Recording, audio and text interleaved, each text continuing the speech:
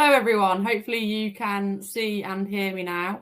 I am the only one here at the moment. We had a little technical problem there where we've tried to go live and for some reason it didn't want to play. So I'm sure that Katie and John will be with us shortly as they just log back in. But just to give you an introduction, I'll start us off. So thank you to everyone that's joined us so far this evening. I'm Jade Prince, I'm the Business Development Manager at Basis, and I'll be hosting this evening's event.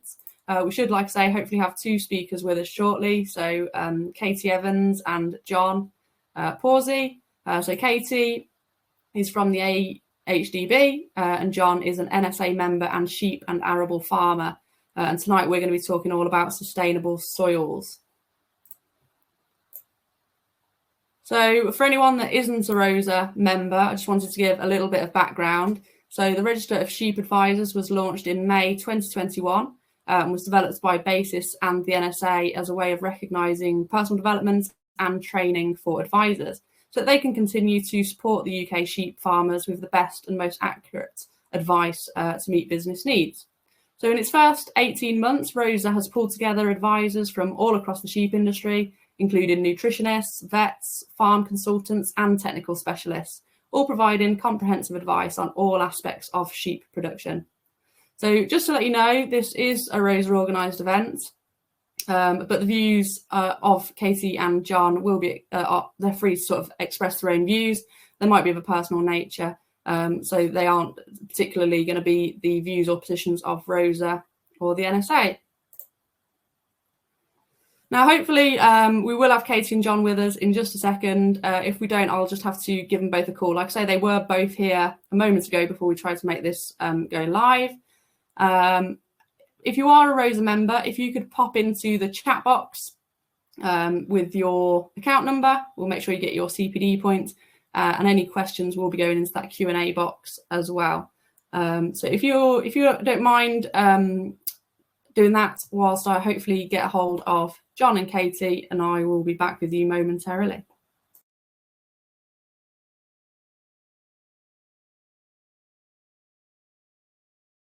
With that, can you see what's needed? Yeah, got that. Thank you, Katie. Perfect. Yeah. So, hi everyone. So I'm really excited to be part of today's webinar. Introductions first. My name is Katie Evans. I'm one of the Senior Knowledge Exchange Managers with AHDB, and I sit within the Beef and Lamb team. So today I've been invited to talk about the importance of soil health, and we're just going to go through some of the parameters that we look at when assessing and evaluating soil health and looking at a bit of soil nutrition as well.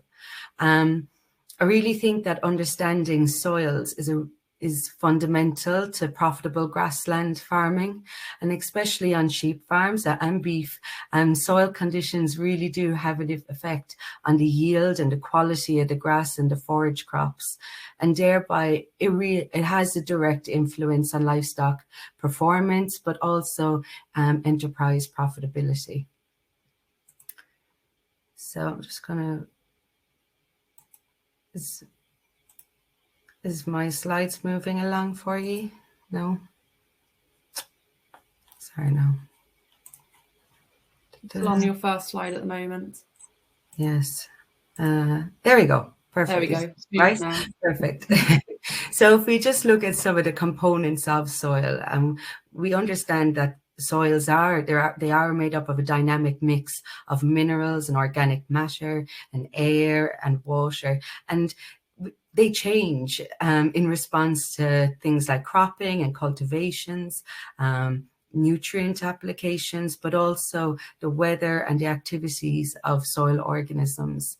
So good soil management starts with soil assessments, followed by good management to maintain the soil structure, to keep a balanced chemistry aspect to it, and ensuring that healthy biological elements are in the soil and maintained in the soil.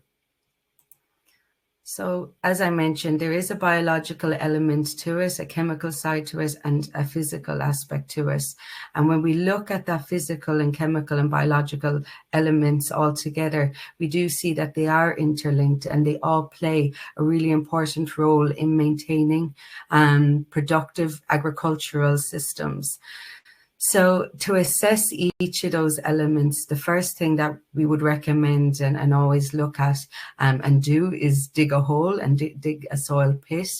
And this allows us to get to know the physical structure and to determine the condition of the soil at that point in time.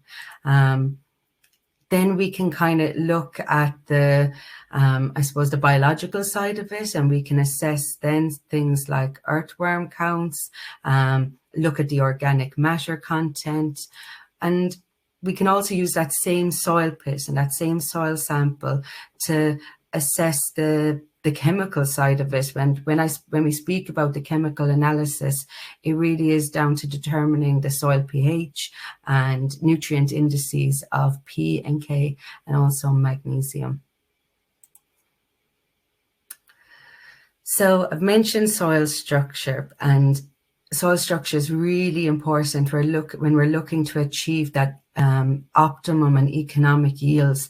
And crops, they require nutrients and water, and that's all through the rooting system. And that's why it's so important to maintain those good soil structures, the nutrient indices, and a good balance of soil biology.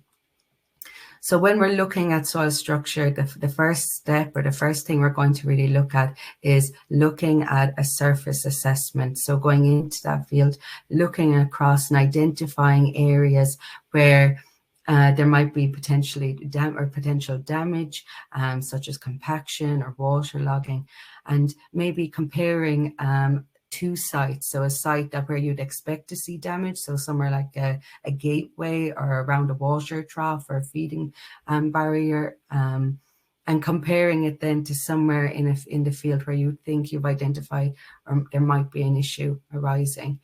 The second part of that then is the soil extraction. So again, getting out that shovel or that spade and digging the soil pits and looking and assessing the soil beneath. And it's more beneficial to assess the soil from, I suppose, the side that has been undisturbed more than the side that you've dug away from.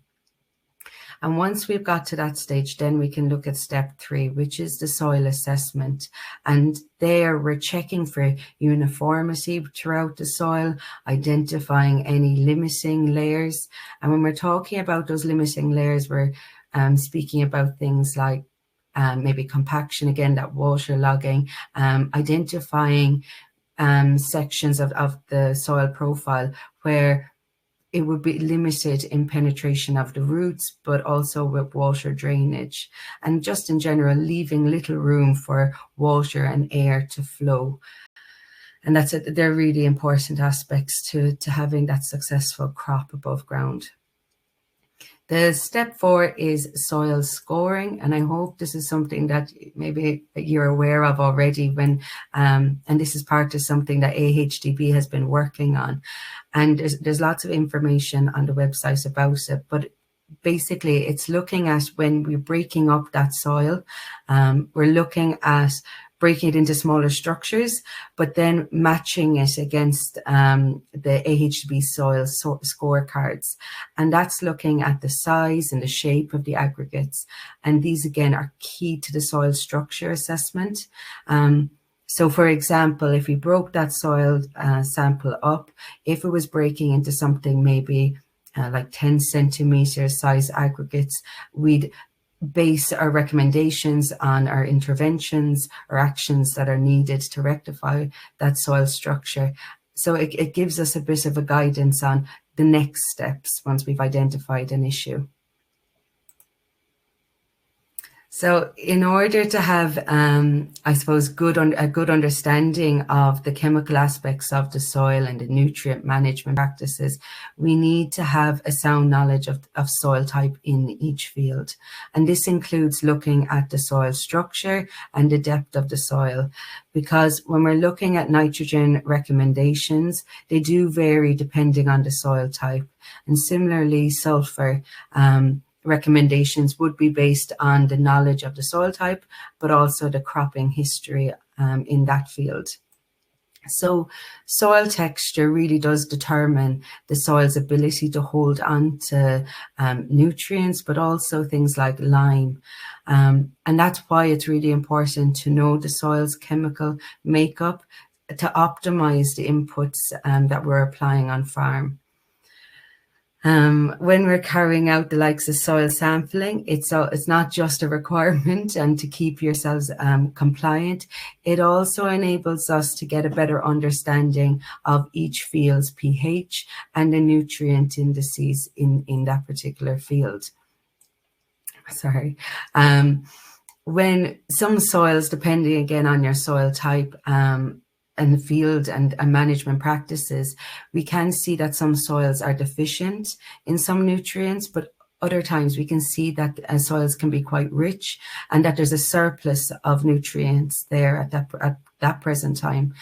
So that's why it's really important that we are carrying out those soil sample tests every 4 years so that we can have a tailored approach to meeting the crop requirements and keeping those indices at the right target levels, but that we're not running into soil reserves and we're meeting the crops, like I said, the crops requirements all the time. So we're just going to look then at pH, and pH really is one of the main drivers for grassland production, and it does affect the availability of other essential nutrients. So different crops will grow at different pHs, and at different pHs, crops have different tolerances to different pHs. I think that's really important to understand too. But these values are considered kind of a minimum really, but soil texture and crop cultivars can also impact the pH of the soil and residues and debris that's left from previous cropping. So at different pHs, different minerals become more, or in some cases less available, and that's what this diagram is showing. So for example, if we looked here at a pH across the top, so the top part of this diagram is showing a scale of the pH from a very extreme acidity all the way to 10, which would be considered something that's very strongly alkaline.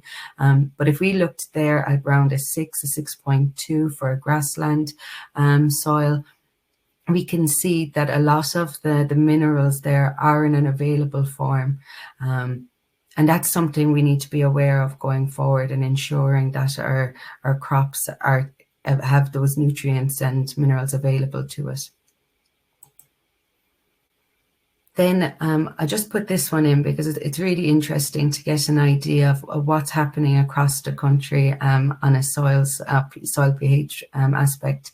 So data from routine soil analysis in the UK has shown that about 52% of the fields tested are below the ideal pH range, and about 21% of them are above a pH range of pH of 6.5. And at a pH of 5 to 5.5, a field will grow, or a crop will grow nearly 10% less grass over the season than a field that's at an optimum pH level of 6 to 6.2. And then again, that will differ depending on the soil type, but it just gives you an idea of where we fall within the industry. This diagram on the right-hand side, these grey boxes will show the proportion of the fields that fell within that pH range. So there's still an awful lot of work we can do, especially when we're looking at efficiency and the uptake of fertilizers and organic manures. We really need, the first thing we need to address is getting the pH right, and in turn then that will help with soil structure, but also with the efficiency side of it. And when we're talking about sustainability, this is part of it. And I think even last year, it got to a point where lime was the cheapest fertilizer we could purchase. But you can understand why we really did need to get those foundations right. And this is one of the first things that we can address when issues do arise. We've spoke about pH, and I didn't want to leave out the likes of phosphate and potash. And when we look at the policy of, again, how we address and manage the likes of P and K across the farm, again, it comes down to soil sampling and having an understanding of where you're starting and what indices your field's in. So when we're talking about those soil indices, they really do have a huge role to play in our recommendations, whether they're based from an agronomist or from RB209. But it is about ensuring that we're replacing our crop offtakes. And I think that's when we're looking at, especially at grazing, but more importantly, like silage or hay production, it is quite surprising how much we're taking off the field and how much we need to replace to ensure that we're not running down into those soil reserves. And then when we're applying that, we're meeting those recommendations to increase the soil reserves where needed. And if there's a case that they're below the target indices for PK and magnesium, it gives us a chance to address this. So the diagram here just gives an example of what you might see when with the results that you get back from the likes of a soil analysis, and how you sort of break it down and what each of the figures and each part of the results, what they're showing you and the importance of them. When we look at why P and K are so important, phosphate is essential for so many things when it comes to the likes of root development and that early season growth, especially in our reseeds. When we look at giving the crop some drought tolerance, again, that comes down to having a good rooting zone established and being able to reach nutrients and water when required, and then looking at the efficient uptake of nitrogen. So there again, phosphate has a huge role to play in the survival of clover. And when we look at the likes of potash, it is essential for the transportation of nutrients, but also a big part of it is protein production. And there again have a huge role to play from clover establishment in maybe the more organic systems or systems that would look to reducing nitrogen use. But it has a role to play, and we need to get that right from the start when we're looking to establish them in the lays and maintaining them. So the next part of it after the chemical side is the biological elements. And I've just put up this food web, which is part of I've gotten it from one of the AHDB literatures, but really it just shows like our livestock above ground is really important, but we do need to take into consideration our livestock below ground too. So soil biology really does cover all living organisms, including earthworms and bacteria and fungi, and you'll see there's some of the protozoa and nematodes. So that biological activity within the soil can really help improve the soil structure and be a key indicator on soil health. When we speak about soil biology, a huge part of it is organic matter, because soil organic matter has a range of benefits from a physical aspect, but also the chemical and the biological properties of the soil. So together, these benefits improve the soil's ability to recover following events like extreme weather, but also soil organic matter has a really important role in several of the key soil functions. And I've just listed a few of them here, such as providing energy for biological processes, storing key nutrients, making the soil more structurally stable, but also providing a habitat for those organisms living in the soil. So it's just as important that we're feeding them as it is our livestock above ground. So I won't go through them all, but again, they are really key and important functions that it's involved in. When we're looking at methods at maintaining and building soil organic matter, we look to adding the likes of slurry and farmyard manures and other organic manures, but also looking again back underground, using those deeper rooting plants such as white and red clovers and lucernes can help with the improvement of soil organic matter. It's also really important to be aware of ways that organic matter can be lost in our soils. So here again, we've spoken about soil texture and the importance of knowing your soil texture. So for example, heavier soils would retain the likes of organic matter that little bit longer than the likes of a sandy soil. But when it comes to in terms of management, that frequent cultivation really does reduce organic matter. So it's important that we only move soil when we have to move soil. But then climate as well has a role to play, and that moving from moist to warm conditions, that does increase the breakdown of it. And finally, then we look at the physical aspects of the elements and aspects of the soil. And although with soil structure, which is determined by the soil size and the proportion of the minerals and particles in the soil, we can't change that. But knowing which soil type we have really does help in determining how we manage the soil going forward, so that we can optimize its structure and nutrient supply in the grass and our other forage crops. So for most soils and soil types, it's defined really as the mineral content, as I've already said, and it is governed by the percentage of sand and silt and clay particles. And in practice, most soils really do contain a mix. So something like a silty clay, for example.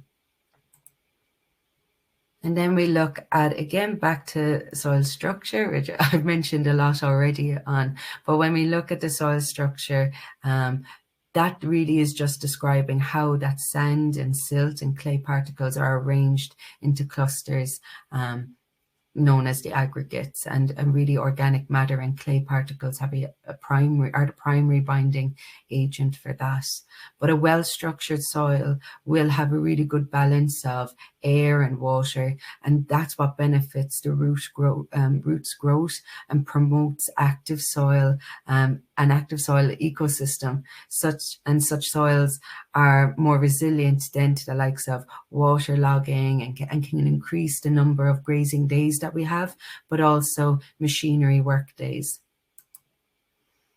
So as I've mentioned, a lot of this are a lot of the work that we're covering and a lot of the information that AHDB have and resources that are available to you are from the Great Soils output. So I've just put a few of them here, but there's a lot more on our website if you do want some more materials and resources.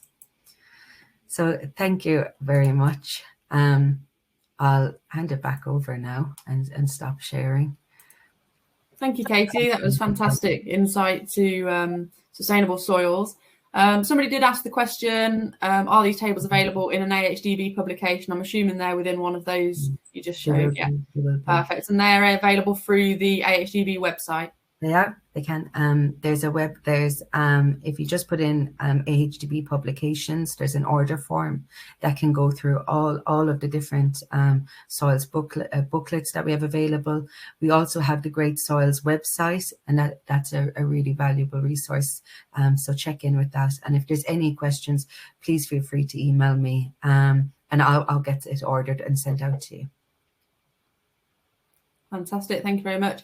So, Katie, I believe you're able to stay with us till the end of the event. So if you do have any questions for Katie, if you want to pop those into the Q&A function that you'll all be able to find on the right-hand side there, then she'll be able to answer those at the end. Or like she says, we can always answer them after the event via email. So our next speaker is John. We have had some difficulty with sharing John's screen, unfortunately, but I have now got his presentation and I'm hoping to be able to share it through my screen. So if you just bear with me 1 second, I'll try to do that.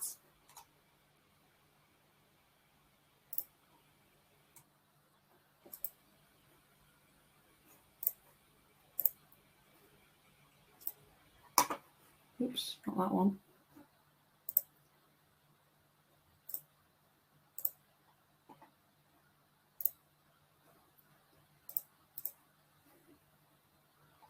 There we go. Hopefully you can see that.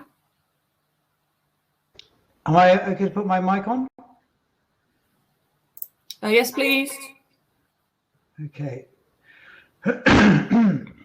So is it on the full screen, or is it on the presentation mode? Or it will go on. It will go onto the full screen in a moment, and if you can just say when you want the slides moving on, I'll move them on for you. Brilliant. Thank you.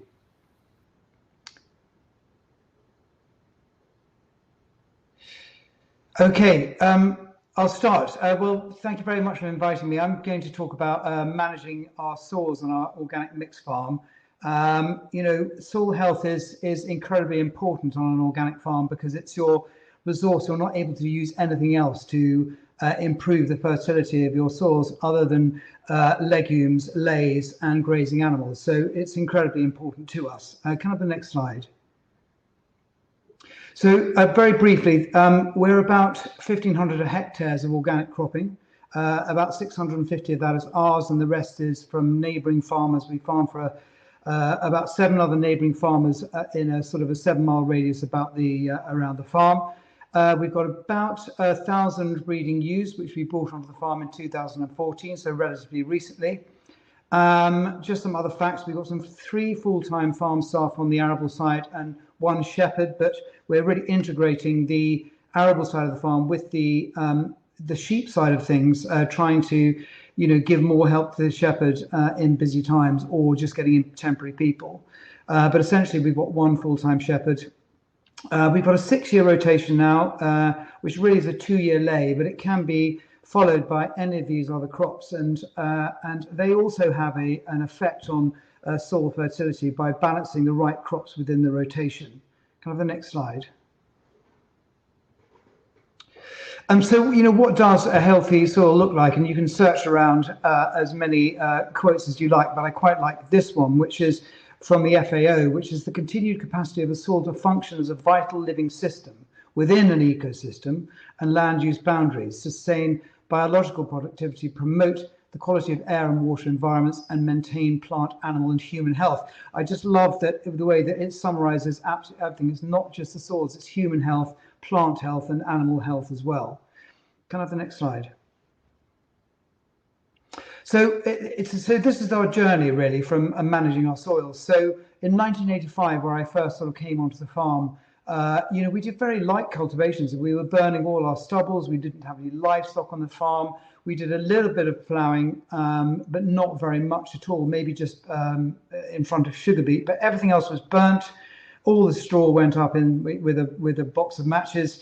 And but obviously then that was banned in 1995. So we then actually reverted all back to ploughing again, apart from maybe in front of winter rape.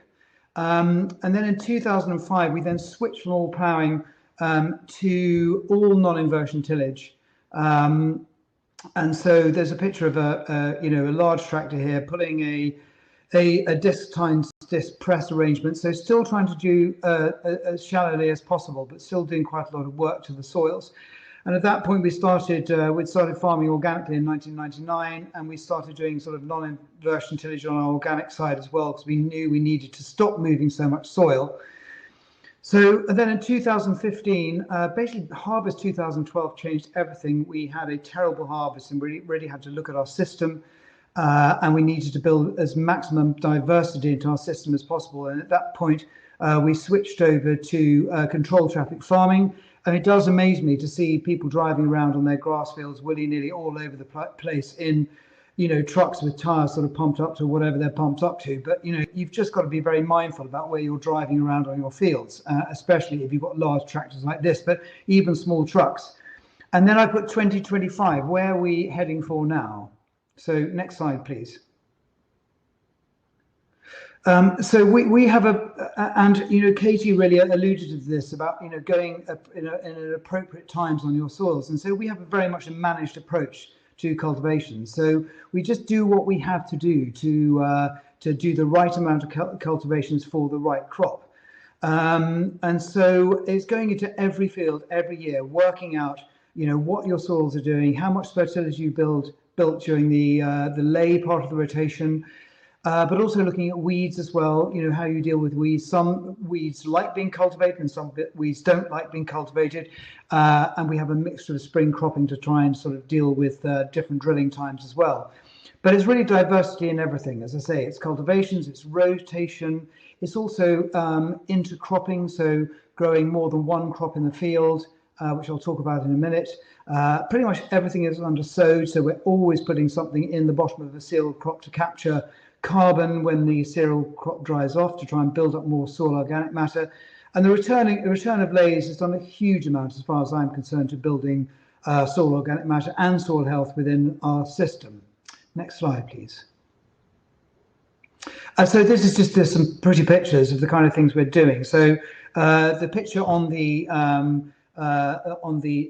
left-hand side of the screen is a relay crop. So it's a crop of spring oats with some buckwheat growing up underneath it. So we harvest the spring oats first and then the buckwheat second later on in the year. So oats in August and buckwheat in September. Also growing a mixture of wheat and beans. I mean, growing a cereal, actually this is a picture of oats and beans actually, but growing a cereal with a legume helps to build fertility in a particularly sort of exploitative part of the rotation, but also is a great source of pollen for bees as well within a cereal crop. And at the bottom there, you can see some peas and barley, which is a pretty common bycrop, but we're growing a lot of bycrops now, whereas before we weren't growing any bycrops. And that's all about adding health to our soils at all times. Next slide, please. And another example here of growing an increasing amount of biomass. So we grow quite a lot of heritage cereals, which produce a huge amount of straw. We have sheep that are outside all year round, and so we don't have use for the straw.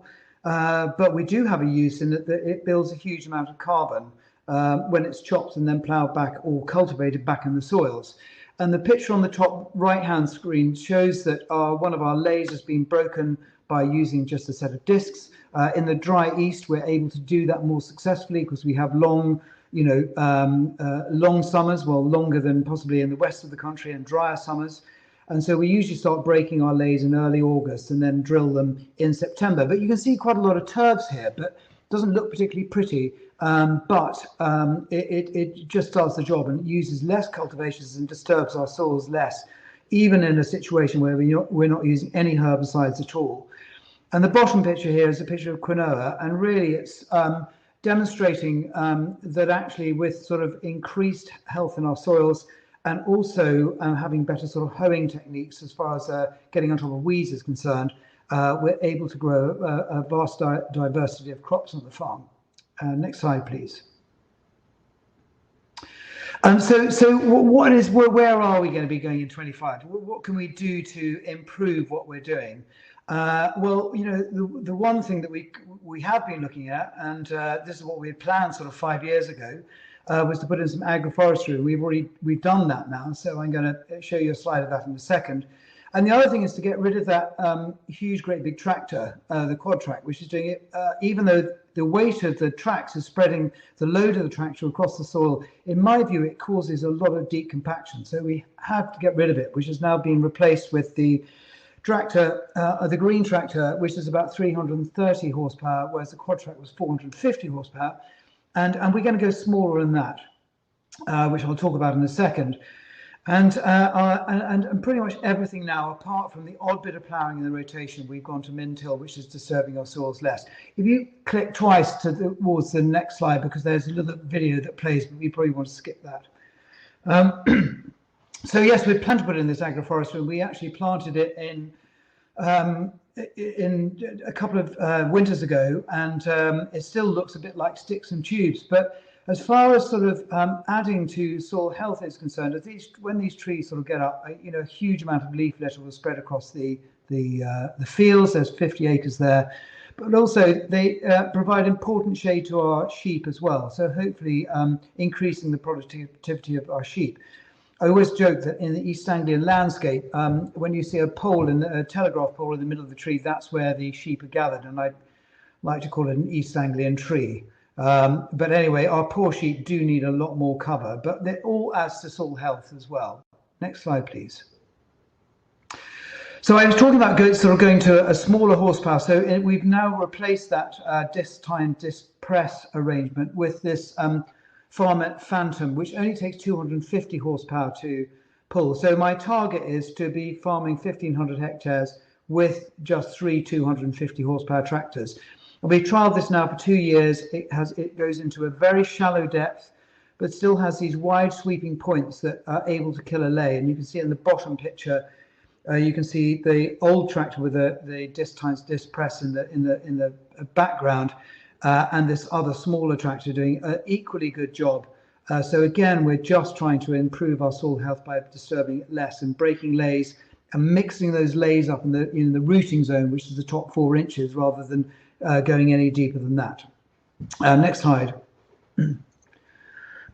So what are the key elements to success, and what does our soil balance sheet look like? So can we go to the next slide?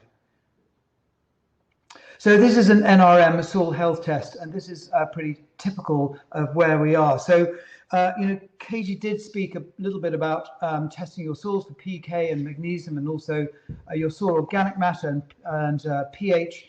And you'll see that on phosphate, we're relatively low. We have a massive amount of locked up phosphate in our soils, and those tests just show you what's available. They don't tell you what's in your soil.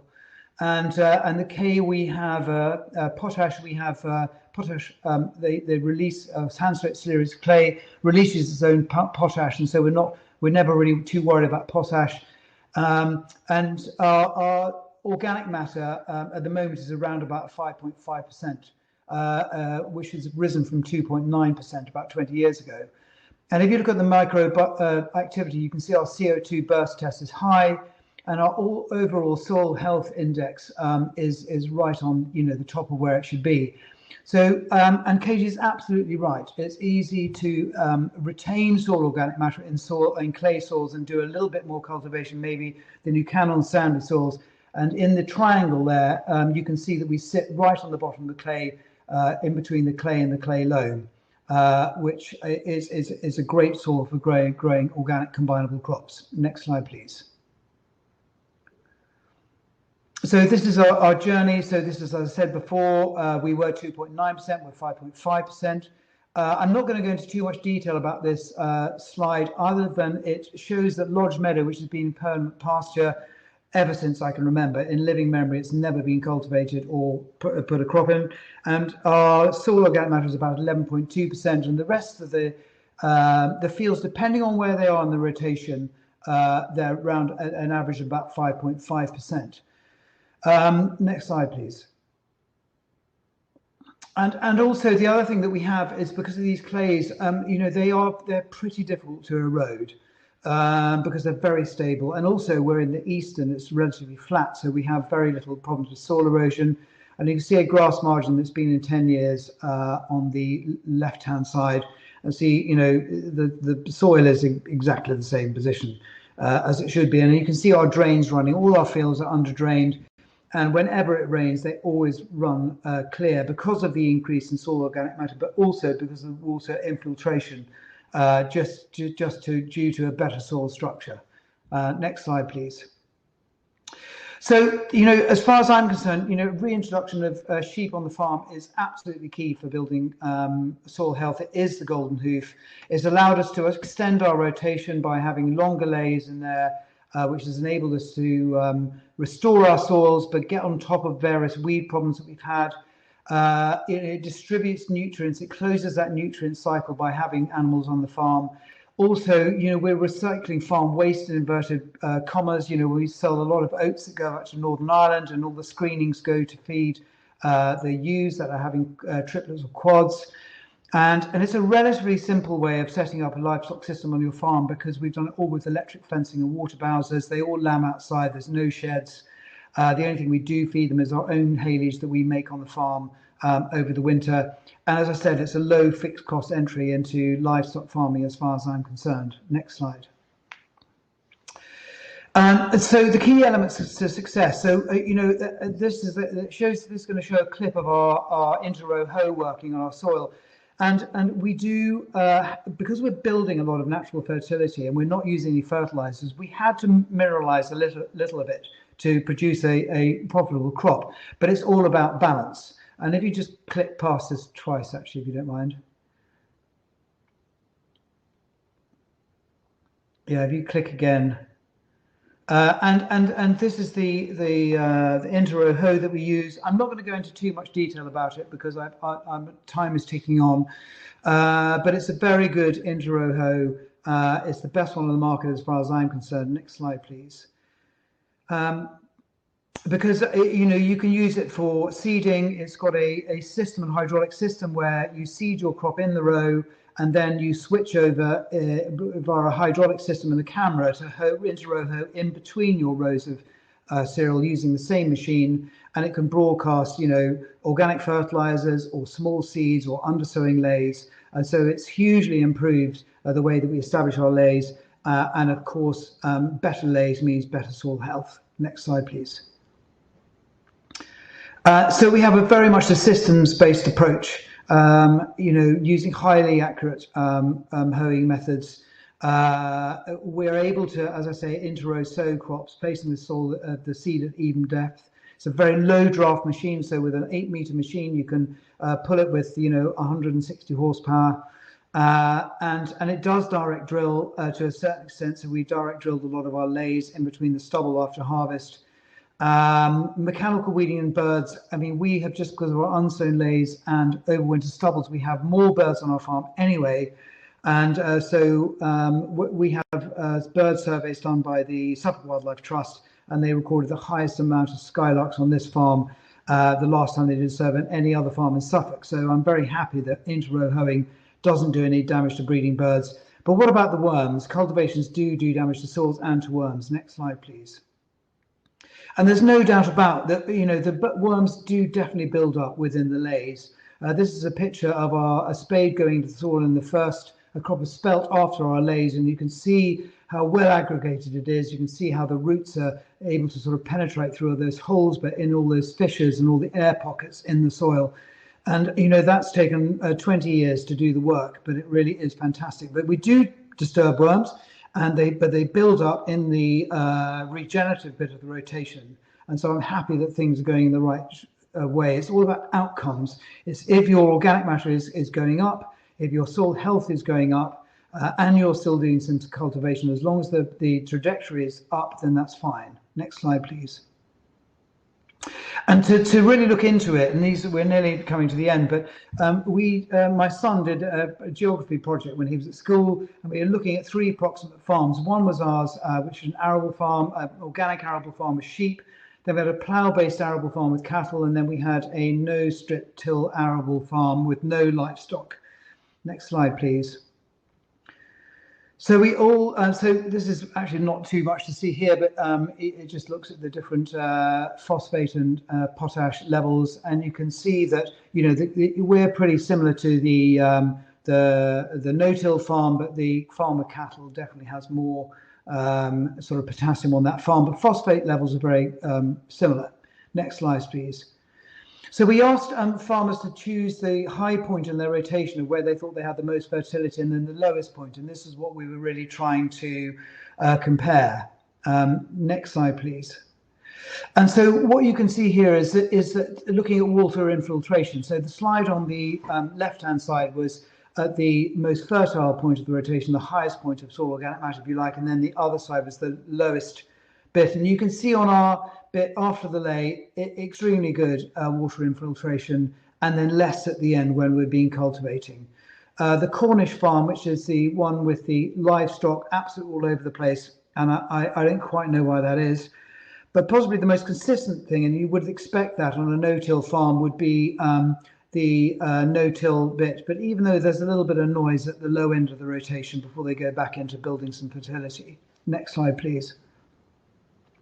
And then we looked at the CO2 burst test right at the high bit of the rotation. Again, the cattle farm for some reason did do terribly well. The no-till Belgium one in the middle there did okay, but we did better than everyone at the high end of the rotation. Then at the low end of the rotation, so low amounts of fertility, when everyone had been working their soils, apart from obviously the no-till Belgium situation, we were all pretty similar, although we were arguably, similar to the no-till bit. So it sort of tells you that, working within an organic rotation, introducing a huge amount of diversity is adding to soil health equally and possibly even more at the high end of the rotation than a no-till system. Next slide, please. And equally, the soil organic matter test. So the high end of the rotation is on the high fertilities on the left-hand side, and low end is on the other side. And you can see that even at our low end of the rotation, where we have used and mineralized some of that organic matter, we're still higher than both of the other farms, but only just. Next slide. So last two slides, where do we need the research? Well, I think we need to be finding cereal varieties and arguably grass varieties that scavenge for nutrients much more efficiently. Also developing novel legumes for building soil fertility to replace imported protein. I mean, we need beans with low tannins. We need to be able to grow lupins better, and all the other things that we need to do to stop people importing these awful imported proteins. And then also a better understanding about mixed cropping to add diversity and build soil health, and also stabilize yield. By having more crops in the field, there's definitely a sort of a risk, dealing with the risk of any one crop doing badly. So next slide, please. So the key things for future policy, as far as I'm concerned, is to encourage more diverse cropping systems. I think we need to reward farmers for increasing soil health. I think it is a public good, and we need to encourage farmers and reward them for doing it. And we need to drive the biological farming agenda. I think we've moved on from the chemical farming agenda, and that's what we need to latch on to. Next slide. And that's me done. Thank you very much.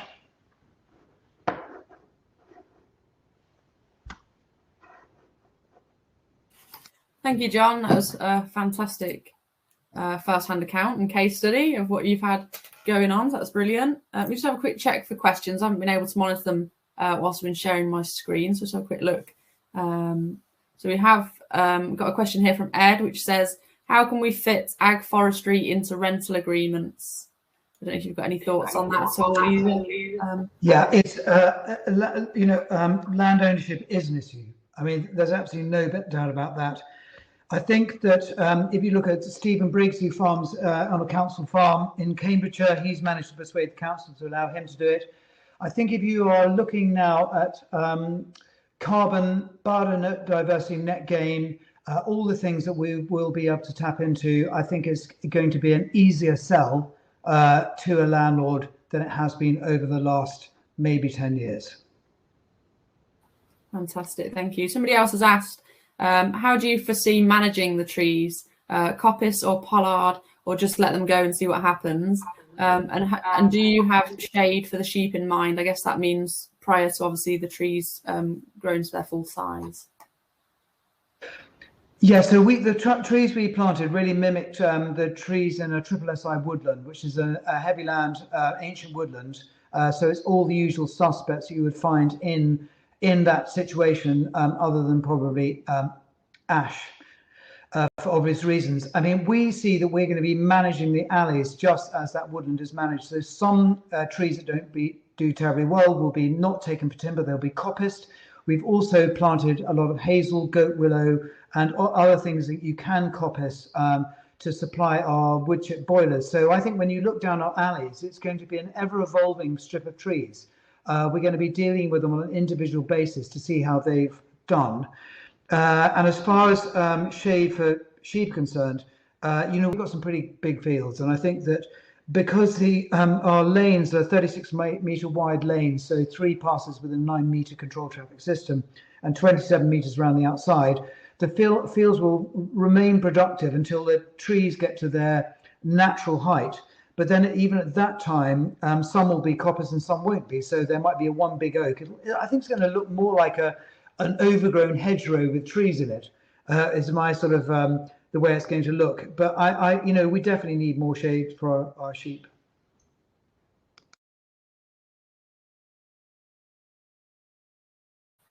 Fantastic, thank you. We've got a couple more. I think they're mainly for you, John, but if you've got any thoughts, Katie, feel free to add anything in. So Luke's asked, do you use RTK for your inter-row hoeing? It's a really good question, because at the beginning we used to use a camera to guide the hoe alongside using RTK, but actually the RTK now is so accurate we pretty much never really use the camera unless we're going around a headland with a tall wood by it and the signal drops, so we can flick the camera on and it sorts it out. But it adds another £10,000 to the machine. So, you know, having RTK, in my view, is the best option, and we're using it increasingly as our sole guidance system. Yeah. Fantastic. Phil has asked, are you worried about the pH being way on the alkaline side at Shimpling Farms? Sorry, can you say that again? The pH being? On the alkaline side at Shimpling Farms? Yes, I am. And I don't really know what I can do about it. The only thing I would say is that when we stopped farming conventionally, when we stopped putting artificial fertilizers, our soils were around about 7, so right smack in the middle, because of maybe the acidification effect of putting fertilizers on the soil. I am worried about it because, of course, you start locking nutrients up, but I think that our soils are working in a different way. And I'm not a scientist, Phil. I can't tell you if it's right or wrong, but all I can tell you is that the fields that we first converted 25 years ago are beginning to out-yield the fields that we planted in 2007. So something's happening. The pH is up, but it's after a long period of time, it's all going the right way. Brilliant. We've got 2 more questions now. So one more has come in, which I think might be for Katie. So I don't know if you want to have a take of this one, please, Katie. It's do you find that the indicators of soil health linked to yield and net margin? And hopefully John can add from a personal perspective as well. I'm going to have to say yes, definitely. I think if we can get those foundations right, then our benefit will come above ground. I think when we look at the pH, even from an efficiency point of view, when we're talking about net margins, the efficiency of using fertilizers or manures or any organic manures, once we're able to efficiently apply it and understand what's required and what we're supplying, then of course it will benefit the net margins. And from a soil health point of view, again, getting that balance right and bringing it to an optimum. I hope I've answered it correctly. That's my interpretation of the answer of the question. But I think so. Yes. That sounds good. Thank you, Katie. Did you want to add anything, John?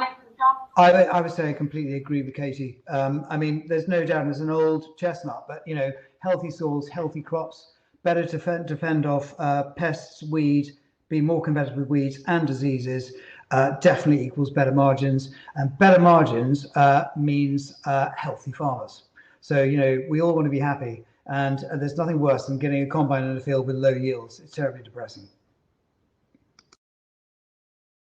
Fantastic. And final question from Jan for you, John. Do you graze all of your cover crops and the cereals?